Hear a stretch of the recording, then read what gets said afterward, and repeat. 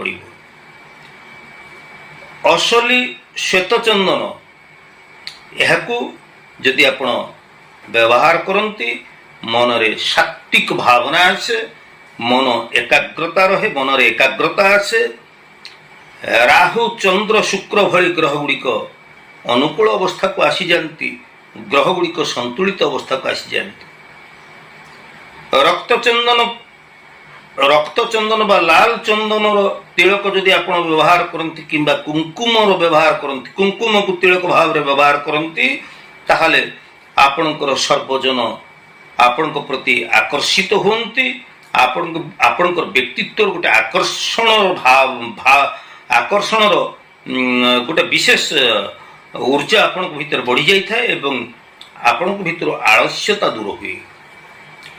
केशर केशर जाफरान केशर जहाँ को कहती, से केशर को जदि आपण तिलक करिकी लगाती ताहले आपणकर पद प्रतिष्ठा जदि आपण मान सम्मान चाहूँगी, समाज विशेष खातिर चाहूँगी, आपण कौन राजनीति रे संपृक्त अछंती, जनसेवा करुछंती, आपण लोकप्रियता हासिल करने चेष्टा करुछंती, ताले केशर तिलक आपण लगेले आपण बहुत उपकारी।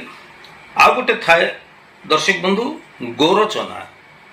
गोरचना आमको प्रत्येक क्षेत्र रे विजय प्राप्ति आनी दे थाए, प्रत्येक कार्य रे आमको से शुभ परिणति आनी दे थाए। आम जेकोसी गोटे गुरुत्वपूर्ण कार्य जाउछे, से कार्य निश्चित भाव रे आमर से कार्य रे आमको सफलता मिले। तेणु गोरचना गोटे एभली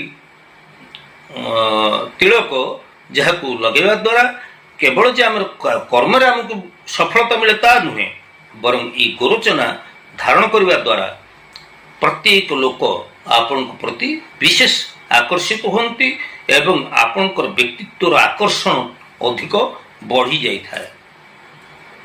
आ गोटे प्रकार तिलक आम व्यवहार करूँ से हूँ अष्टगंध।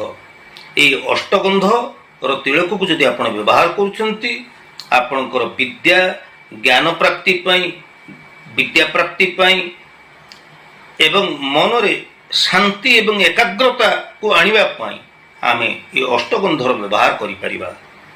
आ गोटे आसे हमर भस्म तिलक, जेमिति कि माली मकद्दमा रे आपण छंदी ही जाउछंती, बारंबार आपणकर दुर्घटना मान घटी आपणकर विभिन्न प्रकार क्षयक्षति होउची। तेणु एपरि क्षेत्र रे आमे भस्मर तिलक लगे परिबा। तेबे ये जो भस्म तिलक ये साधारणतः आमर जे धूपकाठी